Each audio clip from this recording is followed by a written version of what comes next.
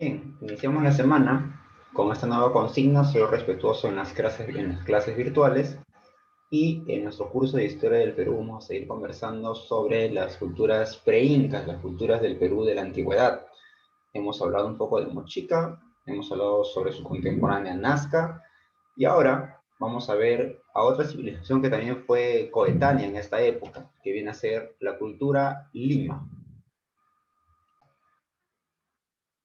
Vamos a localizar a esta civilización, que se desarrolló aproximadamente entre los años 100 después de Cristo hasta el año 650 después de Cristo. Eso quiere decir que en algún momento de su historia coexistió con la cultura nazca y con la cultura mochica. Entonces, se conocieron, intercambiaron productos, practicaron el comercio, y al practicar el comercio, también se intercambia no solo economía, sino se intercambia cultura. Espacialmente, se desarrollaron en la costa central. Esta es la ampliación, el zoom de la localidad de Lima. Básicamente, se ubicó en estos tres ríos. El río Chillón al norte, el río Rímac en el centro y el río Lurín hacia el sur. Entre estos valles se localizaron los principales centros arqueológicos, como es, por ejemplo, Cajamarquilla, Cerro Culebras, Maranga y Pachacamac.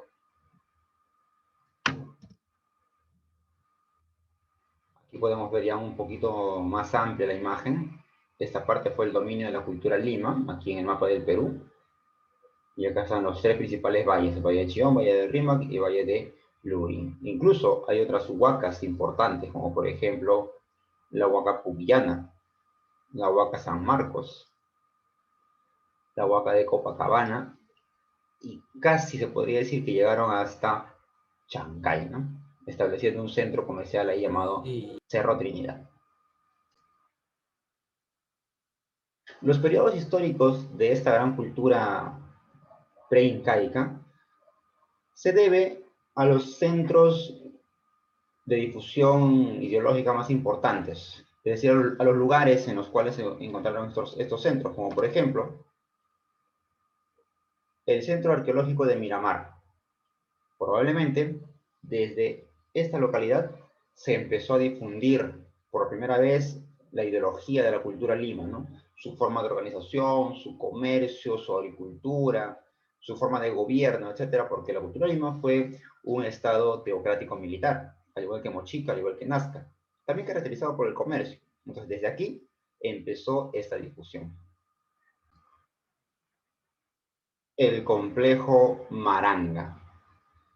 Este complejo Maranga está ubicado en lo que se conoce como la Huaca San Marcos. También está compuesto por adobitos. Y ahora, desde aquí, desde Maranga, se va a tener la difusión de las ideas, la difusión de las características de la cultura lima. Posteriormente, el centro ceremonial más importante se trasladará un poco hacia el este, hasta la zona de Cajamarquilla. Y por último, concluirá en lo que es el desarrollo de la cultura Ichma.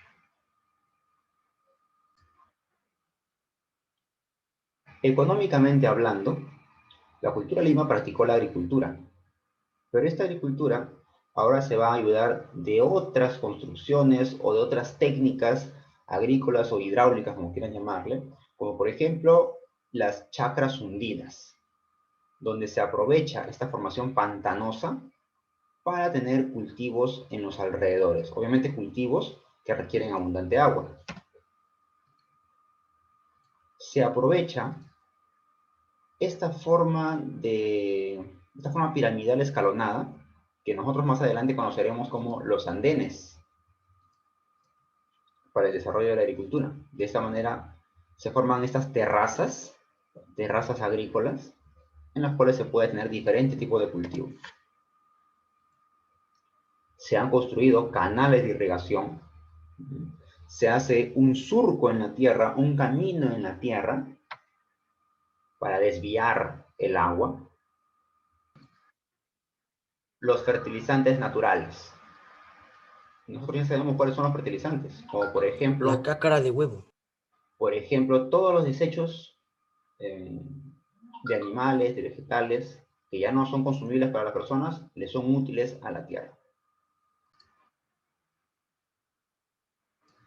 Esta formación que nosotros estamos observando acá es una formación pantanosa que la cultura Lima aprovechó para recolectar algunos productos, como por ejemplo estas pequeñas conchas de abanico. En algunos textos ustedes van a encontrar que se le llama la actividad del marisqueo. Recolección de mariscos, recolección de conchas, de moluscos, etc. Las sociedades costeras practicaron esta actividad del marisqueo. Además, otras actividades importantes, tú ya lo sabes, la pesca, obvio, es evidente aquí la pesca, el comercio con las culturas que existían en esta época, llámese Mochica, Nazca, entre otras, la elaboración de cestos, la cestería también es importante para la cultura Lima. Recuerda que los cestos cumplen casi tienen la misma utilidad casi que la cerámica, solo que en la cerámica se puede guardar también bebidas, también los cestos no, solamente para material sólido, ¿no? Entonces la cestería también fue una actividad importante aquí.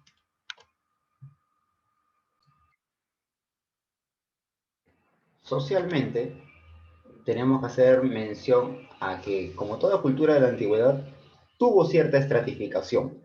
Los gobernantes formando parte de la clase alta y en menor escala se iba teniendo, por ejemplo, a los sacerdotes menos importantes, a los militares, a los guerreros, a los astrólogos, artesanos, campesinos, pescadores y todo el resto ya en un solo común que viene a ser parte del pueblo, ¿no? Cada uno de estos personajes tenía que tributar. Eso es algo que de repente no lo hemos mencionado en civilizaciones anteriores, pero también ocurría. El pueblo, la clase baja, la clase dominada, tiene que rendirle ciertos tributos a la clase alta. La clase alta tiene como principal función proteger al pueblo y gobernarlo, hacer que sus cosechas sean fructíferas. ¿Y cómo le retribuye el pueblo? Con una parte de su producción, con sus cosechas, con sus productos, o en todo caso, con su trabajo.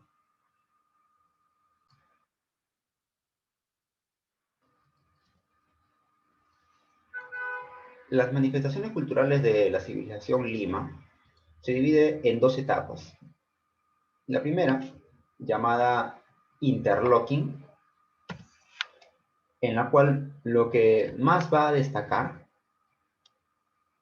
va a ser estas figuras de serpiente. Estas figuras de serpiente.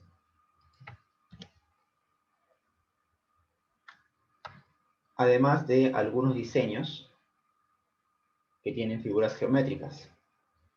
Y la siguiente etapa, llamada maranga, ya tiene básicamente solo figuras geométricas. Solo triángulos, rombos, cuadrados, etc. Líneas. En el caso de las tumbas, los entierros de la cultura Lima, se ha elaborado esos entierros sobre una camilla, un tipo de camilla hecha con tablitas, donde el cual se le ponía el cadáver y se le empezaba a envolver con soguillas. ¿Sí? Casi como un entierro habitual, ¿no? Solo que no se le pone en un sarcófago, sino que de frente se le entierra sobre esta camilla, en un pequeño nicho, en un pequeño agujero que se le ha hecho, no, naturalmente con adobitos otra vez, mira, es normal, es común acá la presencia de los adobitos en las culturas de la costa. Algo similar a esto. Entierros sobre camillas, atados con soguillas, con sogas. Se le pone también unos mantos, se le cubre de mantos, forma un fardo funerario así echado. Y se le entierra con su cerámica, con sus utensilios, con sus objetos de uso personal. Más adelante, en una segunda etapa, serán entierros ya verticales, ya no horizontales, sino verticales. Y en la parte de arriba se le simula una cabeza. No es la cabeza del difunto, no, no, no. Se ha hecho una cabeza, puede ser de arcilla, puede ser forrada con trapo, puede ser de diferentes materiales. Una piedra. O de repente un bloque de piedra parece, ¿no? No es arcilla, es Sí. trapo ya. Se le pone una cabeza, simulando ser la cabeza del difunto. A esto se le llamó estilo niederilla.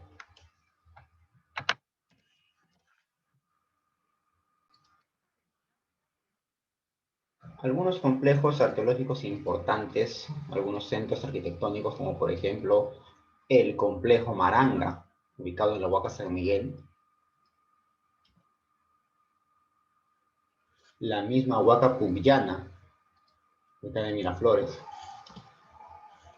y tal vez podríamos mencionar también aquí Cajamarquilla, Cerro Culebra, entre otros.